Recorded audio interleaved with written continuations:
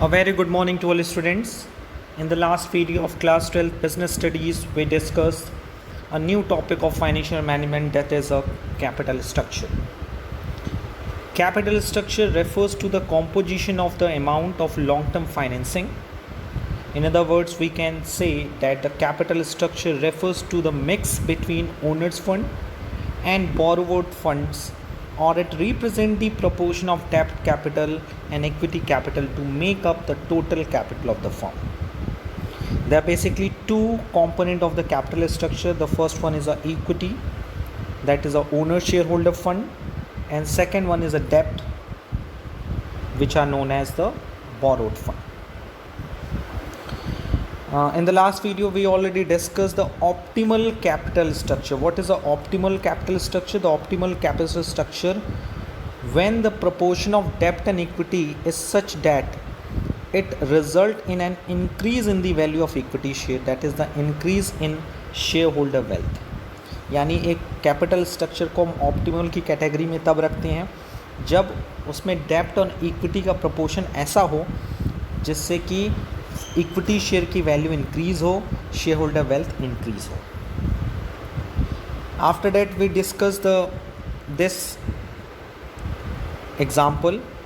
with this example we understand the favorable financial leverage. The favorable financial leverage is a condition when rate of return is more than the cost of debt. So एक बार मैं फिर से revise कर दे रहा हूँ कि we have a example of three companies A, companies B and company C. The total capital of company A, B and C are similar, and EBIT of company A, B and C are similar, but the composition or proportion of debt and equity capital are different among company A, company B and company C, and the rate of interest for company A, company B and C, and the tax rate for the company B and C are similar. Means all the situation, all the external factors was same for all the companies. The total capital, the EBIT, the rate of interest, the tax rate will be same for all the company. But due to the differentiation in its capital structure, we find that the EPS of company A is 15 rupees, the EPS of company B, that is 26.25 rupees, and company C rupees 20. यानी हमने ये देखा कि इसमें सब चीज़ें similar थी. EBIT भी तीनों कंपनी की इक्वल थी, टोटल कैपिटल तीनों कंपनी की अलग थी, इंटरेस्ट का रेट भी तीनों के लिए सेम था, टैक्स का रेट भी तीनों के लिए सेम था. इसके बावजूद भी तीनों का EPS अलग अलग आया, that is a earning per share. Why it is different? Due to the capital structure. जो कैपिटल स्ट्रक्चर था वो कंपनी ए का जो कैपिटल स्ट्रक्चर था उसमें 10 लाख रुपीज़ टोटली इक्विटी से रिसीव किए गए थे. कंपनी बी के केस में 4 lakh rupees from the equity and 6 lakh rupees from the डेब्ट. And in case of company C, 6 lakh rupees was taken by the shares and 4 lakh rupees was taken by the loan. So due to the change in their composition in capital structure, the proportion of capital, owned capital and debt capital are different for the company A, company B and C. That's why the EPS for the company A, B and C are different. तो इसीलिए हमने आपको बताया था capital structure. देखिए इसमें optimal capital structure कहाँ है. हमने अभी बात की कि optimal capital structure is a situation where increase in the value of equity share, that is a increase in shareholder wealth. यानी ऑप्टिमम कैपिटल स्ट्रक्चर वो है जहाँ पे इक्विटी शेयर की वैल्यू बढ़े, इन शेयर होल्डर वेल्थ इंक्रीज हो. तो EPS कहाँ पे बढ़ रहा है, कहाँ सबसे ज़्यादा है? B. So from the among companies A, B and C, the optimal capital structure of company B को हम कह सकते हैं. And the next is ROI. ROI is very important. In this we find that the EBIT upon total investment into 100. What is the formula of ROI? ROI means return on investment. The earning before interest and tax divided by total investment.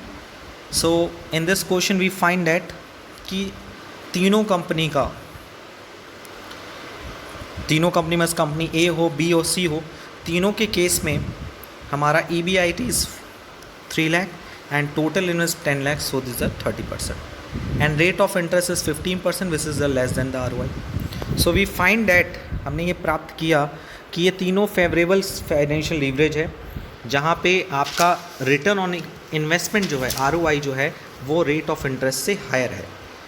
ये favourable था. इन this situation ROI is greater than the interest. Okay.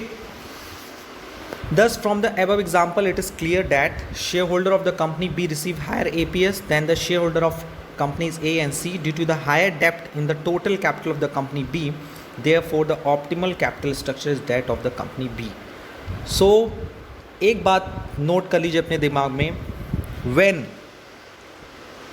when ROI is greater than interest, rate of interest, okay? When ROI means return on investment is greater than the interest, in this situation we preferred debt capital. यानी हम उस situation में हमारा optimal capital structure वही होगा जहाँ पे डेप्ट capital का फॉर्म ज़्यादा होगा. What is ROI? ROI means EBIT upon total investment, and interest का मतलब होता है द कॉस्ट ऑफ डेप्ट. ठीक. और यहाँ पर ये बात आपको माइंड करने की ज़रूरत है, जो नोट डाउन करने की ज़रूरत है वो ये है कि आपने तीनों कंपनी में ये देखा कि तीनों कंपनी में डेप्ट कैपिटल सबसे ज़्यादा किसके पास थी? Company B. और ये ROI ज़्यादा है और 6 लाख रुपीज़ लोन भी ज़्यादा है बी के पास. सो इस सिचुएशन में उसका EPS भी सबसे ज़्यादा है. देख रहे हैं, बी कंपनी का EPS ज़्यादा है. क्यों ज़्यादा है? Because it is a situation where ROI, it means return on investment is greater than the interest. So in this situation capital structure उसका अच्छा होगा, EPS उसका सबसे ज़्यादा आएगा जिसका डेप्ट कैपिटल ज़्यादा होगा, क्योंकि उसे कम टैक्स देना पड़ेगा गवर्नमेंट को. ओके. ये बात आपने दिमाग में रख लीजिए. ये चीज़ प्लीज़ नोट डाउन कर लीजिए कि favourable situation means when the rate of return is more than the cost of debt. In this situation we preferred debt capital as compared to the owned capital. Okay. And how we will find the return on investment? The earning before interest and tax divided by total investment. The next topic is related to this concept, that is trading on equity. Is a very important topic, trading on equity. The use of debt along with equity increases earning per share. This use of fixed financial charge, that is interest, increase the profit earned by the shareholder. This concept is known as trading on equity. What is trading on equity? Trading on equity का मतलब ये होता है जितना ज़्यादा हम डेप्ट को use करते हैं उतना ही ज़्यादा हमारी अर्निंग पर शेयर बढ़ती है. Because of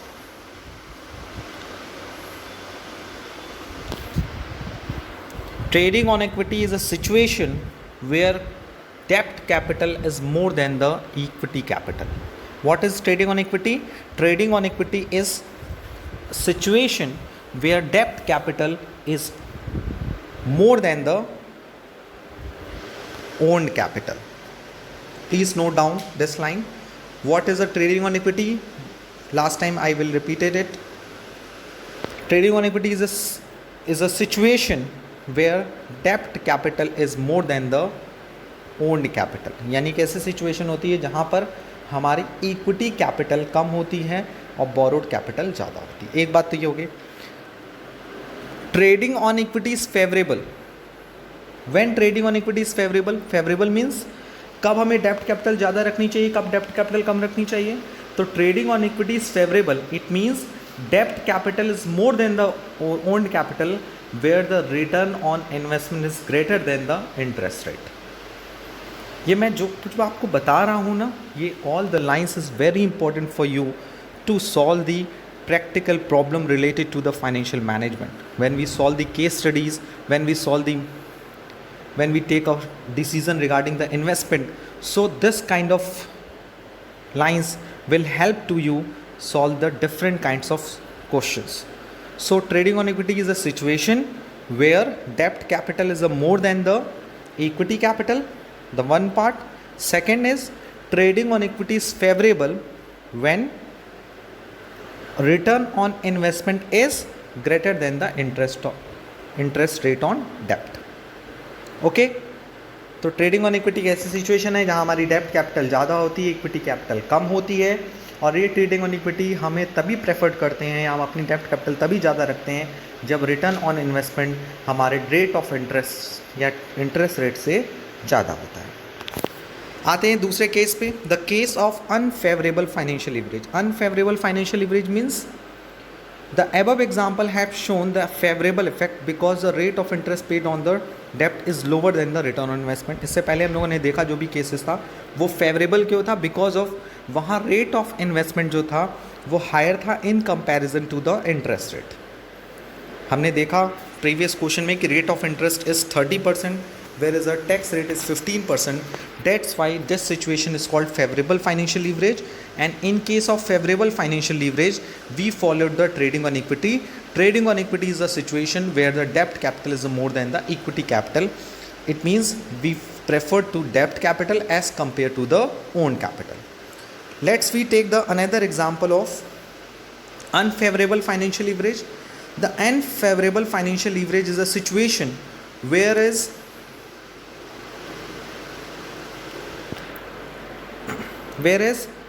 you find that the return on investment is lower than the interest rate. It means आपको रिटर्न कम मिलेगा और आपका इंटरेस्ट रेट ज़्यादा होगा. तो उस सिचुएशन में हम क्या करेंगे, we find that the EBIT for company A, company B and company C, that is 1 lakh, 1 lakh and 1 lakh, and this is called the 10% of the capital, and the interest we paid the 15% of 6 lakh, that is 15% 6 lakh for company A only equity, company B debt plus equity, company C one total amount brought for the. So we find that company A के पास तो कोई डेप्ट नहीं है, तो उसने कोई डेप्ट नहीं दिया, कोई इंटरेस्ट पे नहीं किया. But in case of company B we find that उसके पास 6 लाख रुपीज़ क्या है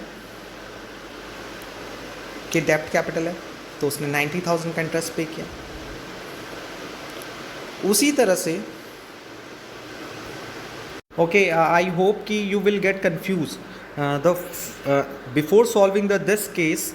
First of you, I will inform to you that take another case, other things remaining the same. सारी चीज़ें सेम हैं. सारी चीज़ें सेम होने का मतलब जो मैंने कल आपको एग्जांपल बताया था वो सब कुछ सेम है, बट यहाँ चेंज हो जाएगा आपकी EBIT. In the last case we find that कि our EBIT is 3 lakh, but in this situation we find that the EBIT is 1 lakh. So पहले मैं आपको एक बार बता दूँ कि आपकी इन्फॉर्मेशंस क्या क्या है. देखिए, ये था फेवरेबल फाइनेंशियल लीवरेज जहाँ पे टोटल कैपिटल भी 6 लाख, टोटल कैपिटल 10 लाख है for company A, company B and company C. Share capital इनका प्रोपोर्शन भी सही है, सेम वही है. चेंज यहाँ पर हो गया है, 3 लाख की जगह कंपनी के पास 1 लाख रुपए की EBIT है, बाकी all the things are same. So company B take a 6 lakh rupees from the loan and company C take the 4 lakh rupees from the loan. So company B paid 6 lakh multiplied by 15%, that is a 90,000 as an interest, whereas the company C paid 4 lakh multiplied by 15%, that is the 60,000 as an interest. So we find that in today's question is that कि तीनों company की EBIT 1 lakh है, बाकी सारी चीज़ें change नहीं है, unchange है, just same as a previous situation. But यहाँ चेंज क्या हो गया है कि हमारी EBIT 1 lakh हो गई because it is a unfavourable financial leverage. क्योंकि ये दोनों चीज़ें हो सकती हैं, हम ज़्यादा प्रॉफिट भी कमा सकते हैं, कम प्रॉफिट भी कमा सकते हैं. So in the case number 1 we discussed where the ROI is greater than the interest, but in this situation we find that company earned only 1 lakh rupees as a EBIT. 1 lakh rupees as EBIT means कि company 1 lakh रुपए कमा रही है और company का total investment कितने का है, 10 लाख रुपए का. So you find that company का रिटर्न ROI इन्वेस्टमेंट कितना है, 10%, बल्कि उसका इंटरेस्ट रेट क्या है, 15%. So it is a situation where a debt cost या interest rate is higher than the return on investment. It is called the unfavorable financial leverage. So in this situation, first of all, we take the EPS. So first of all, the EBIT for company A 1 lakh, company B 1 lakh, and company C 1 lakh. Second is interest. Company A does not take any kind of debt capital. For company B take the 6 lakh rupees from the loan capital, so it paid the 90,000 as interest, whereas the company C paid 60,000 as interest. So the earning after tax, earning after interest, that is for company A 1 lakh, company B is 10,000, and company C is a 40,000. So the tax is, for company A, tax rate is similar as per the previous situation. The tax rate for company A 50,000, company B 5,000, and company C 20,000. Because of earning after interest for company A, that is 1 lakh, company B 10,000, and company C is 40,000. So the 50% of 1 lakh, that is 50,000, 10,000 50%, that is 5,000, and 40,000 is 20%, that is 20,000. So earning after tax is 50,000, 5,000, 20,000, and earning per share, in the previous situation the same things are all the things are same, but the earning after tax is different for the different companies. Company A का जो earning after tax है, that is 50,000 है, company B 5,000 है, company C 20,000, यानी interest और tax देने के बाद the earning after interest and tax. So after that we find out the earning per share. The earning per share for company A, that is 5 rupees, company B 1.25 rupees, and company C 3.33. So at the last I want to say you what I want to say you, please listen carefully. There are basically two situations related to the financial leverage. The first situation, favorable financial leverage, and second is a unfavorable financial leverage. Favorable financial leverage is a situation where ROI is greater than the interest rate. So in this situation, we followed the trading on equity. Trading on equity is a situation where the debt capital is higher than the equity capital. यानी जब हमारा return on investment ज़्यादा होगा as compare to the interest rate, तो हम अपनी डेप्ट capital को प्रेफर करेंगे. Is that clear?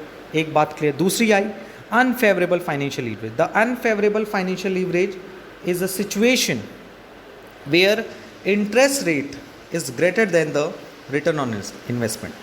So in this situation, we preferred owner's capital as compared to the borrowed capital. So in this situation, we do not follow the trading on equity.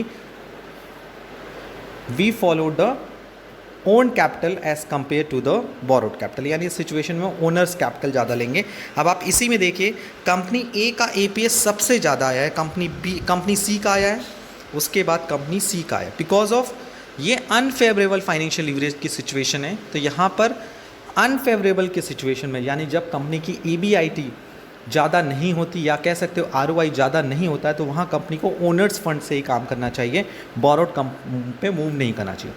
Borrowed fund पे हमें तभी move करना चाहिए जब हमारे पास sufficient ROI available हो. The ROI is greater than the interest rate. So I hope कि ये दोनों सिचुएशन आपको क्लियर हुई होगी कि हमें कब बोरोड फंड फॉलो करना चाहिए और कब ओन फंड को फॉलो करना चाहिए. इट मीन्स हमें कब डेप्ट फाइनेंसिंग करनी चाहिए और कब इक्विटी फाइनेंसिंग करनी चाहिए.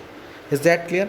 And this decision is very important to the financing decision, because you know very well कि जब हम फाइनेंसिंग डिसीजन लेते हैं तो this decision is totally related to the capital structure of the company, and capital structure of the company refers to the composition of the डेप्ट capital and equity capital of the firm, and to make a total capital of the firm. So it is very important कि company का capital structure ऐसा हो जहां company का EPS maximise हो, company के shareholders की वैल्यू इंक्रीज हो, एज वेल एज उनकी वेल्थ भी इंक्रीज हो. So we can say that at the end basically there are two situations related to the financial leverage: favorable financial leverage and unfavorable financial leverage. Okay, so we move to the next topic. The next topic is factor affecting capital structure. What are the factors affecting capital structure? You know, when we take the decision related to the investment, when we take the decision related to the financing, and when we take the decision related to the dividend, so there are various kind of factors which influence the such kind of decision. So as well as some of the important factors which affect the capital structure, which are as follows. The first one is cost of debt. You know very well, when the cost of debt is higher, so in this situation company follow the owner's capital, and when the cost of debt is lower, so in this situation company follow the borrowed fund. The next one is cost of equity. When a company increases debt, the financial risk faced by the equity shareholder increases. Thus, debt can be used up to a limit. Beyond that point, cost of equity may go up and share prices may decreases. So, cost of equity is very important part to determine the capital structure, because you know very well कि जब हम company में डेप्ट capital को increase करते हैं तो हमारा financial risk बढ़ जाता है, और जब फाइनेंशियल रिस्क बढ़ता है तो इक्विटी शेयर होल्डर का रिस्क भी बढ़ जाता है. तो रिस्क बढ़ने से यू नो वेरी वेल कि कंपनी का जो कॉस्ट ऑफ इक्विटी होता है वो भी बढ़ जाता है. सो और शेयर की जो प्राइस होती है वो क्या हो जाती है, गिर जाती है. So I want to say you कि the cost of equity is very important part to decide the capital structure, and cost of equity determine the maximum level of the uses of डेप्ट capital. यानी equity का जो cost है वो हमें कहीं ना कहीं इस बात को डायरेक्ट करता है कि हमें कितना डेप्ट लेकर काम करना चाहिए. The next one is the interest coverage ratio. What is the interest coverage ratio? It is a very popular ratio. In practically way this topics will be studied in the part B of accountancy when we solve the chapter ratio analysis of the part B of the accountancy. So वहाँ पर हमें interest coverage ratio निकालना सिखाया जाएगा. So what is the interest coverage ratio? The interest coverage ratio refers to the number of times earning before interest and tax cover the interest obligation. Means अगर मैं बताऊं कि कंपनी अगर 1 लाख रुपए कमा रही है और कंपनी को पर ईयर 10,000 रुपीज़ क्या देना है, इंटरेस्ट पे करना है. यानी कंपनी 1 लाख रुपए कमाई, उस 1 लाख में उसे 10,000 रुपये इंटरेस्ट देना है. तो कंपनी कितने बार टैक्सेस दे सकती है, इंटरेस्ट दे सकती है? 10 times. Once again I want to repeat to you what is interest coverage ratio, कि कंपनी अपने अर्निंग में से कितनी बार इंटरेस्ट दे सकती है, यानी उसका इंटरेस्ट का कवर क्या है. Cover means how many times company pay the interest from the current year profit. If company earn 1 lakh rupees annually and it paid 10,000 as an interest, so company paid 10 times interest to the debenture holders. So it is also very important for you because of company का interest coverage ratio जितना अच्छा होता है, company का interest coverage ratio जितना ज़्यादा होता है, उतना ही क्या इम्पोर्टेंट होता है, उतना ही हमारा डेप्ट कैपिटल लेने का विचार बन सकता है. इट मीन्स हमारा अगर हम ज़्यादा से ज़्यादा इंटरेस्ट दे सकते हैं, इसका मतलब ही तो यही है कि हम डेप्ट कैपिटल को बोरो कर सकते हैं. The next is dept service coverage ratio. What is a dept service coverage ratio? It refers to the ratio that takes care of deficiency in ICR. A higher dept service coverage ratio indicates better ability of the company to meet it's cash commitment and borrow more fund. यानी डेप्ट service coverage ratio में ये बताता है कि हम जब loan से पैसा ले रहे हैं तो लोन पे हमें 2 चीज़ें पे करनी पड़ती है. When we take the loan from any investors, any borrower, so in this situation we paid the amount regularly to the borrower. The first one is the interest and second was the annual instalment, the principal value. आप you know very well, अगर हम loan लेते हैं तो loan को हम या एक पर्टिकुलर मंथ के बाद या पर्टिकुलर डे के बाद उसको रिफंड करते हैं और उस पर एनुअली इंटरेस्ट भी पे करते हैं.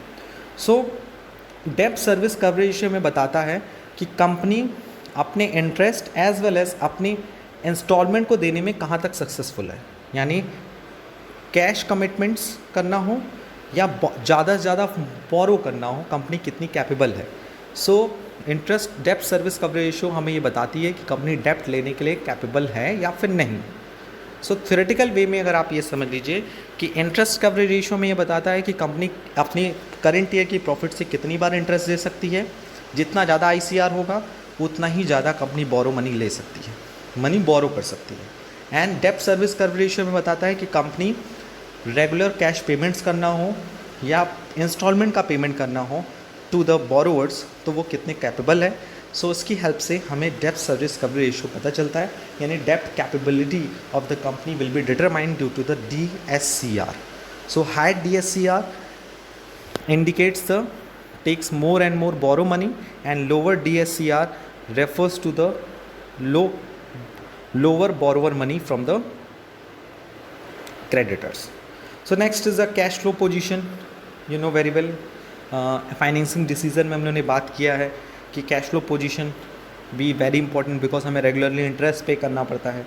Return on investment, this is very important, because हम लोगों ने अभी favourable and unfavourable financial leverage की सिचुएशन पढ़ी है।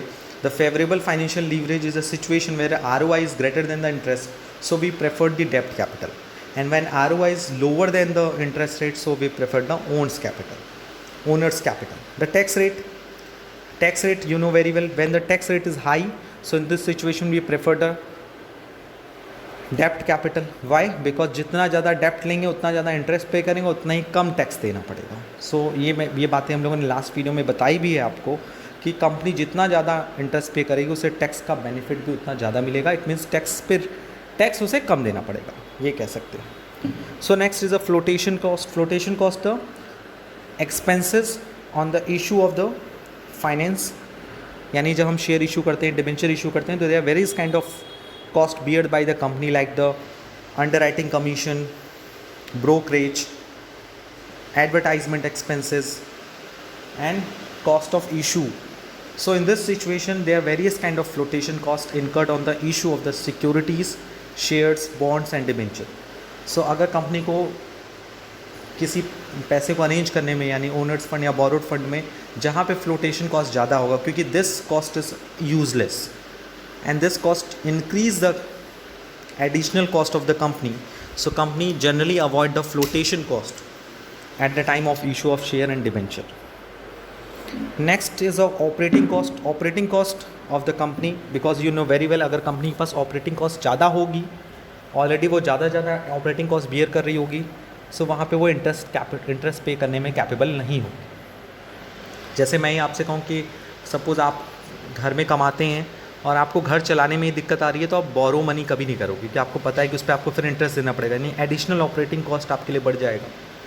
फ्लेक्सिबिलिटी, ये क्वालिटेटिव स्ट्रक्चर है कि you know very well company के हाथ में कंट्रोल होना बहुत ज़रूरी है। जैसे next point is a control consideration. Next is a stock market condition, regulatory framework. The above mentionised point number 5 to point number 8 already discussed in for factor affecting the financial decision। जब हम लोग financial decision पढ़ रहे थे तो ये सारे factors को हम लोगों ने ऑलरेडी वहाँ कवर अप किया होगा। Because of capital structure is related to the decision of financing, how much money borrow और own to make a effective capital structure. So I hope कि ये सारी चीज़ें आपकी क्लियर हुई होंगी कि फ्लेक्सिबिलिटी होना चाहिए, यानी ईजी वे में हम अपने डेप्ट कैपिटल को बढ़ा सकें, इक्विटी कैपिटल को कम कर सकें या इक्विटी कैपिटल को बढ़ा सकें। वैसे ही कंट्रोल कंसिडरेशन है, if company wants to control over the business, so in this situation वो ज़्यादा ओनर्स कैपिटल को ही प्रेफर करेगी, क्योंकि यू नो वेरी वेल जब डेप्ट कैपिटल ज़्यादा हो जाता है कंपनी में, तो वहाँ कंपनी में शेयर होल्डर्स की जगह बोरोवर्स की चलने लगती है, क्योंकि you know very well company में जिसका जितना पैसा लगा है कंट्रोल भी उतना उसका ज़्यादा होगा। हाँ, लेकिन ये बात अलग है कि हम जब भी किसी एक्सटर्नल पार्टी से पैसा लेते हैं तो उसको हम मैनेजिंग डायरेक्टर में इंक्लूड नहीं करते या उन्हें अपने ओनर्स में इंक्लूड नहीं करते। But you know very well practical things are differents, because of the most important part of the company is investment. जो जितना ज़्यादा इन्वेस्टमेंट करेगा, कहीं ना कहीं उसकी एक्टिविटी से कंपनी का बिजनेस कहीं ना कहीं इफेक्ट होगा।